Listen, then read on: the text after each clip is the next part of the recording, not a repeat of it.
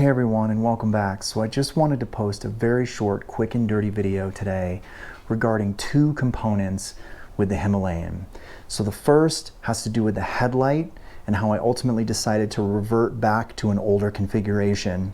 And the other has to do with the two relays that control both the electronic fuel injection and the fuel pump.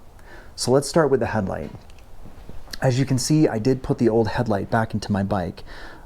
For a while I was riding with an LED light. If you watched my video from a few months ago, I walked through different bulb configurations and different lighting configurations and ultimately decided to upgrade, at least I thought I was upgrading, to an LED headlight. So this is the actual LED configuration that I was running on the bike for about 2 months. I found this particular bulb just on Amazon after watching some YouTube videos, and I think I paid about 60 bucks for it. And I was very content with the amount of light output it was producing. It actually produces a very nice beam and lit up the night road very well when I was in Colorado. So from that perspective, it is a good bulb. The problem is there are so many other cons with this configuration that I ultimately decided to just go back to the standard stock configuration.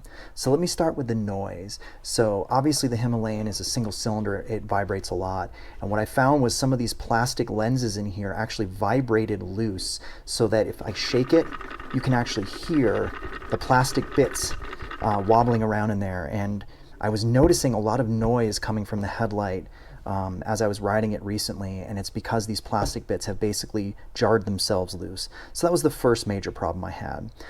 The second major problem, let me take off the back here and show you, is that the bulb itself doesn't actually fit in the Himalayan housing like it should. It's a little bit small, and I know that people in other videos have talked about this. Even when you take out the little pins and you put the bulb in and you fit the pins back and it seems like a nice snug fit, what would happen is I'd put the bulb back on the bike, I'd ride it for 20 miles, and I'd come around the front of the bike and the entire bulb will have shifted 40 degrees, and so instead of being straight up and down, it's like this. And I'd go back in and I'd spin it back to upright, and then I'd go for another ride and the bulb would be tilted the other way. So basically the bulb was just dancing around in the housing. So that was also a really big problem, and the way I tried to solve that problem, as you can see, is I actually just mounted the bulb how I wanted it, and then I literally just put epoxy in to hold it in place. So I was kind of like, okay, I guess this will be a working solution. But then I also noticed, if you can see at the bottom here, there's all sorts of rust happening down here at the bottom of the lens, or at the bottom of the housing. So water was getting in, and what I found was that because it wasn't a perfect fit, water was actually getting in the crease around where the bulb was meeting the housing, and it was actually causing some rust and some damage behind here. So that was kind of the final straw, and I decided, heck with it, I'm just going to go back to the standard configuration until I can figure something else out. But what I decided to do in the end was, rather than just put the old bulb in here and cut all this epoxy out, I actually just bought an entire new headlight assembly. So if we walk over to the bike here, you can see, I mean, I've got the bulb in with a brand new headlight assembly. What I came to discover when I put the original halogen bulb back on the bike inside the new headlight assembly that I ordered, I had actually solved another problem with the bike that I'd been having and didn't even realize. Basically, since I bought the bike, there's been a constant nagging vibration coming from near the instrument cluster, and I always just thought it was something inside the instrument cluster. Turns out it was actually the headlight assembly itself. We had a loose section on it where the plastic was hitting against the headlight, and it was causing a massive amount of vibration. So when I put this new headlight assembly on, even though it had the old bulb, my bike runs so much quieter now. So it really was a win-win situation. So one last comment I'll make about the headlight before moving on is that I didn't just put the stock bulb back in it either.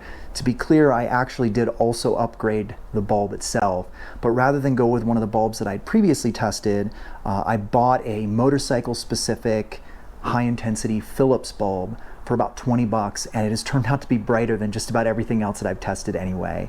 So I really did come away from this whole decision with a big win. I've got a quieter bike running just as bright, and no rattling or issues. So as much as I did enjoy the LED light brightness, I think, at least in my case, it was the right decision to step back and go back to the original bulb, at least until I can find a more stable and more suitable solution. So let's move on to the relay. All right, so back in early spring, I posted a really long video where I talked about how I was having all sorts of stalling issues with the bike. And I'm not just talking cold stalling, I'm talking I'd be riding down the highway at 65 miles an hour in 5th gear and the bike would completely cut out. And then when I pull over, I couldn't get the bike restarted. So obviously I was very concerned about this, and I started documenting all of the symptoms that I was experiencing. And one of the things that I noticed is every time it did stall and I would recycle the engine kill switch or the ignition, I wasn't hearing the fuel pump prime.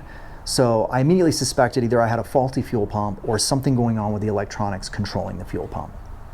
Well, long story short, I dug around on some forums, read some posts of people having similar problems, and it turns out there are 2 relays on the Himalayan, one that controls the electronic fuel injection and one that controls the fuel pump, that are notoriously faulty.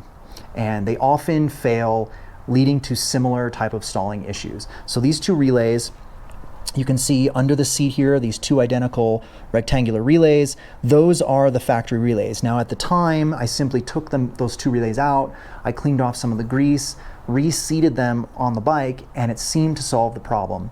I have not had a single stalling issue since.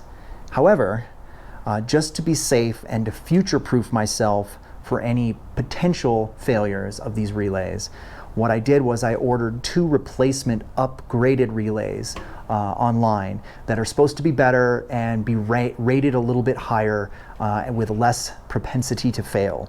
So what I'm going to do is simply swap out the 2 factory relays with these 2 upgraded relays, make sure the bike starts up fine, and then call it a day. So let's do that really quick. All right, so I've got the relays here. I ordered them direct from the UK. I'm just going to open them up and put them on the bike. It's funny, I've never done an unboxing video before. All right. Okay, so we've got our stuff here. Over here, I forgot I actually ordered a small C-wrench to be able to adjust the rear suspension spring on the bike. Hitchcock sells this, and it fits right into the factory toolkit components. So you can just put it right in your toolkit and adjust your suspension on the fly. And then in here, ostensibly, we should have the 2 relays. Let's see that we got them. Oh, wow. I got 3. So apparently I ordered 3, not 2. All right, so there you go. That is one of the replacement relays. I'm going to go ahead now and put them in the bike. Okay, so now we're over on the bike. All I'm going to do is reach in here, make some room, and you can see the 2 relays are right there. I'm literally just going to pull them out one at a time. There's 1. This one's being a little recalcitrant. All right, and there's 2. And you can see, looking in there, it's really hard to kind of tell, but you can see how much grease is in there. You see that? It's a lot of grease. So I already cleaned a bunch of that out, but even still, there's a bunch on these pins. So I'm going to just set these up here and grab one of the new relays, and we'll put the far one in first. I'm just going to go ahead and do that. Push it in nice and tight. Feels good. Get the next one in there. Get that one seated in nice and tight as well. Nice and solid. Get that guy back in there. Get that guy back in there. And we should be good to go. It was as simple as that. Here are the new relays. You can see them now in there. Tuck that in and then make sure the bike fires up.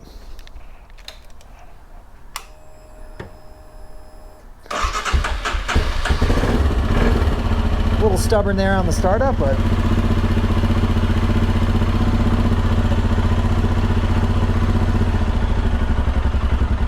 good to go.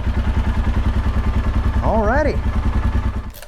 Which, by the way, highly recommend these new Apple AirTags. I can't tell you how many times I've misplaced my keys and found them using this. So, little plug for Apple there. Alright, let's go back over to the workbench for a second. Okay, so I've got the 3rd new relay wrapped up now as a spare, and I'm just going to put it in my little accessories toolbox over here that I carry with me on the bike. And then these other 2 ones that I just pulled out, I'll probably just clean them up and wrap them up and put them in a drawer somewhere in case I absolutely need them. But that was it. Very simple upgrade. It seems to be running fine, and yeah, worst case scenario, if something doesn't work right, I can always put the old ones back in, but I'm feeling pretty good that I won't have to worry about this issue ever again. One last thing here is I've got my toolkit.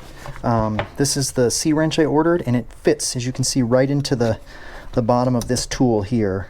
And then you can use it to adjust your rear suspension. So I'm just going to go ahead and tuck this somewhere into my toolkit, fold it back up,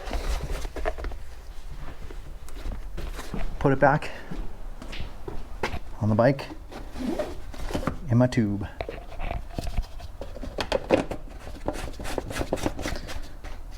Good to go. All right, guys, well, that's it. Thanks so much for watching. I really hope those tips were helpful. Take care and be safe out there. And tomorrow I'm planning to go off on another somewhat stupid adventure, so definitely stay tuned for that too. See y'all.